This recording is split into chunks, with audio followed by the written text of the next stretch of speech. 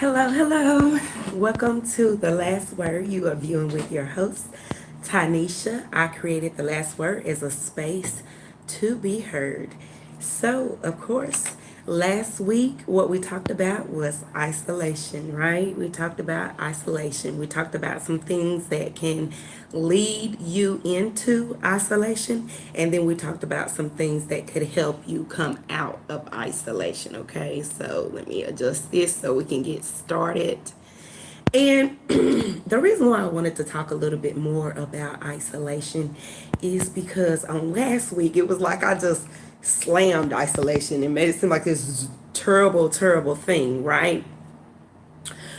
And so this week I wanted to bring the topic back again so that I could clarify and point out that there are times that you may have to be what is considered isolated, but there is a difference between isolation versus time alone, right?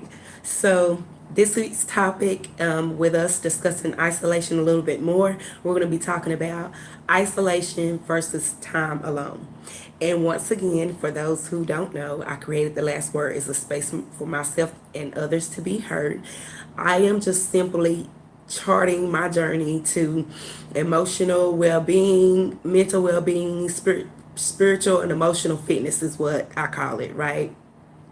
I'm not a teacher or anything like that. I'm not a preacher or nothing like that. I'm just a regular smuggler person sharing my experience to what I'm doing to develop emotionally, spiritually, and mentally, right?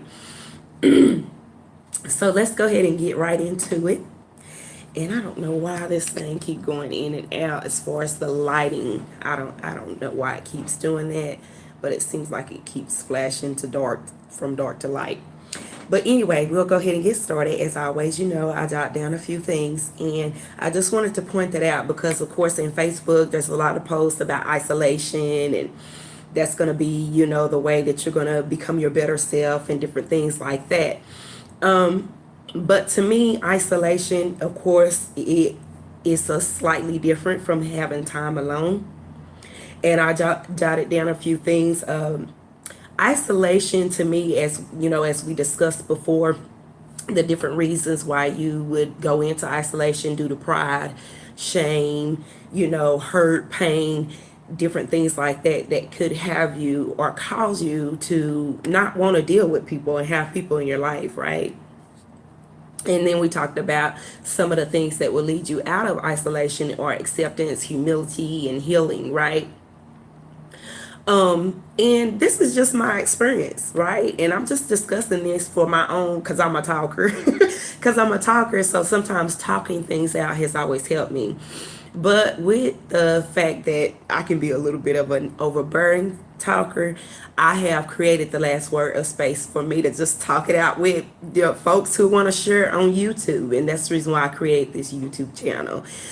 Because there may be people out there who has experienced some of the things that I'm experiencing, throughout my journey and different things like that. And one thing about it is that I don't think that at any point in your life, no matter what your age is, young, old, rich, poor, that you can ever be out, grown or fully, 100%, right? Because as we age, we're going to still need certain, emotional and mental and spiritual fitness at our age as we get older. So, the spiritual fitness and emotional, intellectual fitness that I am taking a journey on at this point in my life may be different as I age, right? So, but like I say, I don't think we ever get to a point where we can, outgrow growing. I guess I should say it like that, okay? Because if you, are open and if you are a mature, person and wise, you understand that growing and learning is something that you do throughout life, right? So, like I said, I'm a chitter chatter box, so let's get right into it. Compared to the last video that I did last week, and I should, be able to put that down in the description box so you can refer to that. But basically, isolation to me is more of a negative connotation, where some people may view isolation as a positive thing. But for me, it brings on a more negative connotation, and here are the reasons why.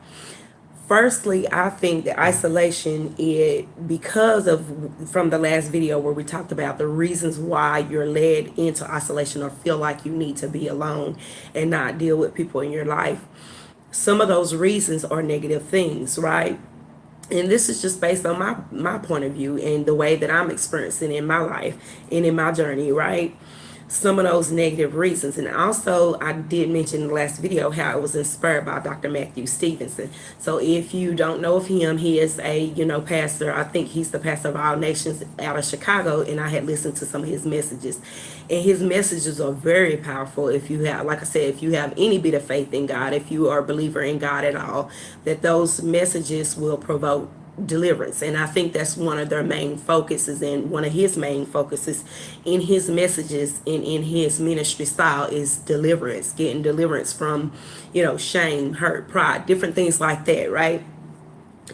For me, isolation creates idleness, right? It's like, okay, you told yourself that you don't want to deal with certain people because of the reasons you may have went into isolation, which is pride, shame, or different hurt, pain that you may have experienced, right? So you just say, I just don't want to deal with them people anymore. And you are alone, right? In isolation, okay? But it's not for a good intent or positive reason. It's for something that has occurred that has impacted you in a negative way. It's a negative impact. The reason and basis and the intention of you going into isolation or isolating yourself is a negative reason, right? This is the reason why I say isolation versus time alone, because isolation creates an idleness. It's like you went into isolation for this reason, but now what? You're idle. You're not doing anything. You're just isolated without cause. And that's pretty much what being idle or idleness is. And we know that an idle mind is the devil's workshop. If you all have went to anybody's church or have grandmothers, you've heard people, your grandmother or somebody in the church say idleness or being idle is idle mind, is the devil's workshop, right? So to me, that's what isolation does to a person. It can be a negative thing. It creates idleness to where you are now open for the enemy to target you and attack you, and you have no one there to support you and to lean on, right? And this is something that I have experienced in my life. I experienced it, I feel like, when I switched jobs and I had to go into Morristown. It was like, okay, I was in a new town by myself. And so the physical isolation part of it was just me having to relocate, right? But then what happened is that because I was there alone, and I still did have some hurts and pains and different things that I was experiencing, shame as well. It caused me to now be in another town, not know anybody. I'm dealing with shame and different things like that. And it made me less likely to engage with new people in a new town, And so what happened then? You're alone and you're idle. You understand? Even though you are alone, you're idle. Okay? So there's a difference. And I think that makes you susceptible to addictions, sabotaging behaviors. I think it makes you lazy. And all kind of different things, negative behaviors can be picked up when you're just alone, because you have no one to say, okay, are you still doing that? Or, okay, do you think you should be doing that? Girlfriend, no, that ain't us. Somebody, a friend, somebody that knows who you were before that point of isolation, negative isolation, I guess I should say, occurred, right? So that's one thing that I wanted to point out about isolation. And versus, now let's go to time alone, okay? Because there is a difference between isolation and versus time alone.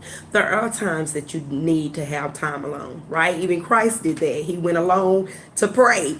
Various times that Christ, had to be away from the disciples. He either went to go pray or different things like that, right? Or if there's a specific mission that you had occur, and that's from a biblical perspective, right? When Paul maybe had to go do a mission, even at the road to Damascus, when Paul was on the road to Damascus, he was, he had a time and an experience that he alone experienced with God, and different things like that. And that's, like I said, from a biblical aspect. If you are believing, you have faith in God, some of those different stories where there were times in the Bible where the apostles, prophets, and even Christ had to be alone, right? And then Elijah was even alone at one point when he escaped from King Ahab and Queen Jezebel, right? So different things like that.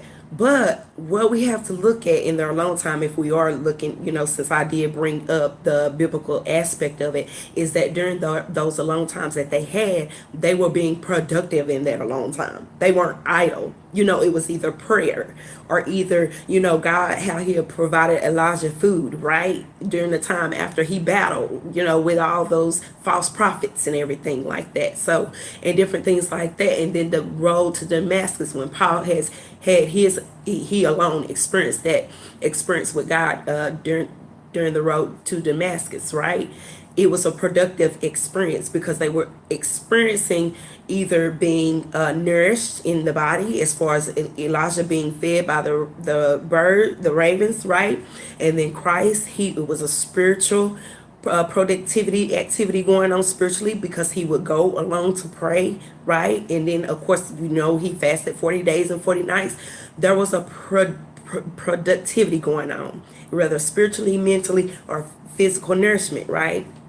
And then with Paul, when he experienced the road to Damascus and everything like that, you look at Paul, he had that experience with God, where God had to help him to understand, do not chastise Christians, because at the time that he was murdering Christians, and he thought that was the right thing to do. But his experience changed his mind, helped him understand who Christ was, and how that then of course he ended up being the apostle who created the early first century church. Right? So there was something going on in that alone time, right? And then now let's bring it back to today. The time alone that we have should not be idle. That's the difference between isolation, which is just idleness, right? Between time alone. Time alone is productive. And some of the things I jotted down, because I didn't even know I was going to get into the biblical side of it. I didn't even write that down. That just came. But the time alone is the time you spend to get to know you, to discover your likes and your dislikes, what really interests you. You understand? And that is a productive occurrence that's happening when you have that time alone, right? And also what it does, it helps you get to know yourself better, and that's a productive activity for self-eradicating idleness. Meaning that you're not being idle while you're alone.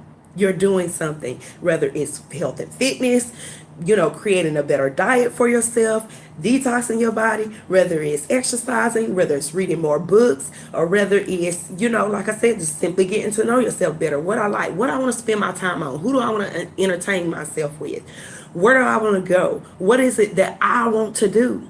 Okay. And another thing about productive time alone, what it does for you, in the fact that it's creating productivity for yourself, within yourself, to get to know yourself, to learn more, to become a better self, to become a better you. What it does is now it opens you up to be able to connect to other people, because wow, I want to connect with like-minded people. I read this book, this person read this book. Wow. It creates a way for you to have a foundation for yourself.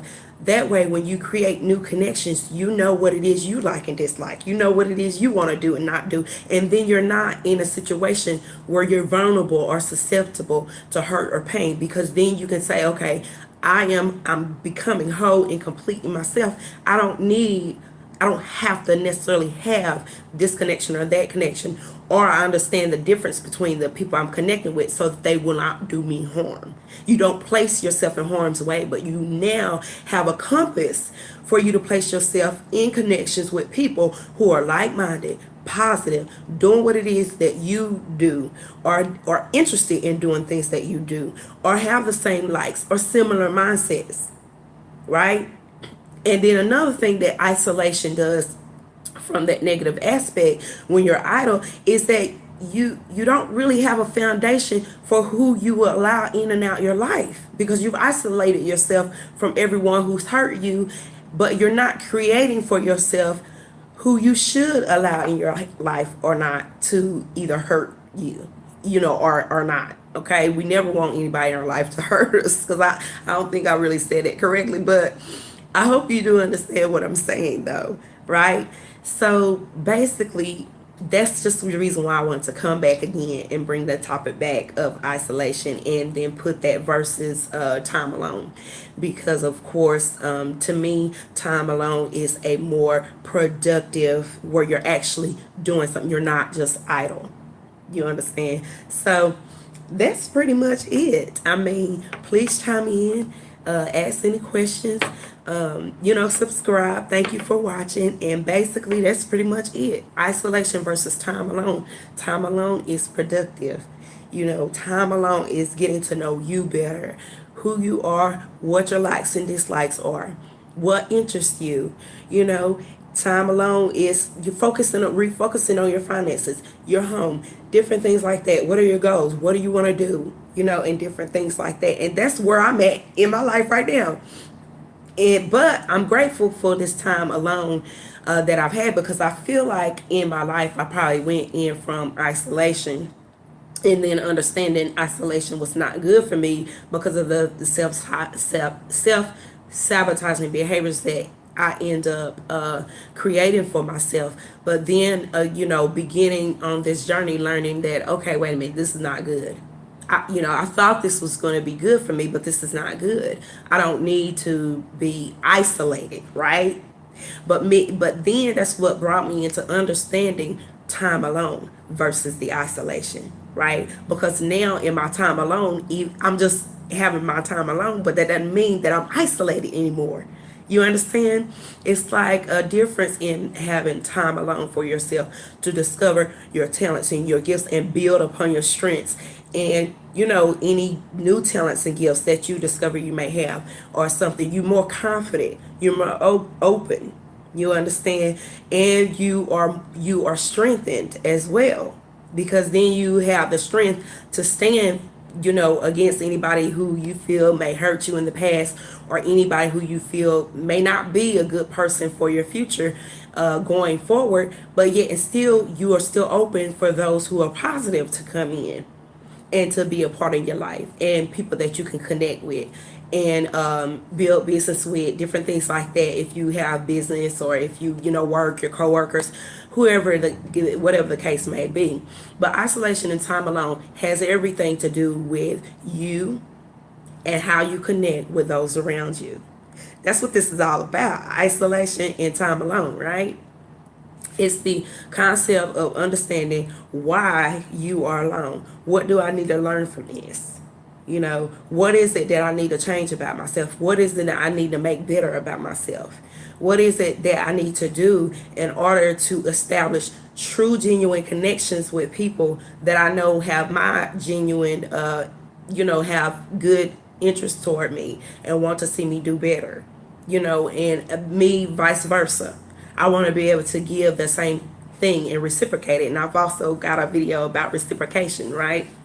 But basically, I don't want to go on and on, because I know I could probably say more and more. But whatever your thoughts are on isolation versus time alone, give me your thoughts, give me your input, and subscribe today to get the last word every week, every Wednesday afternoon. And enjoy.